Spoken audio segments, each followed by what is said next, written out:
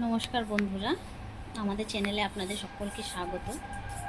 চলে এসেছি একটা সাধারণ তরকারি নিয়ে, আলু বরবটি বড়ি দিয়ে অতি সাধারণভাবে রান্না করে দেখাবো।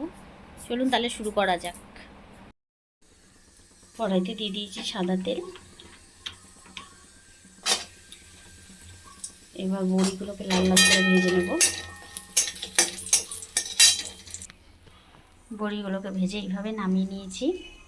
এই যে বরবটি আলু তরকারির জন্য নিয়ে নিয়েছি বরবটি, কাটা আলু, পেঁয়াজ কুচি, ধনেপাতা কুচি, টমেটো, আর এখানে মশলায় রয়েছে শিলের মধ্যেই দিয়ে রেখেছি রসুন, কাঁচা লঙ্কা আর সর্ষে দেবো, এখনও দিইনি।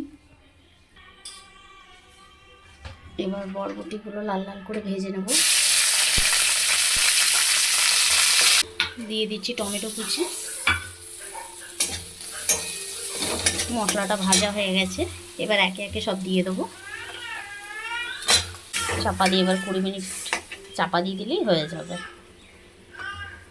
ছড়িয়ে দিচ্ছি উপর দিয়ে ধনেপাতা কুচি। দেখুন বন্ধুরা, কত সুন্দর হয়েছে কালারটা, একবার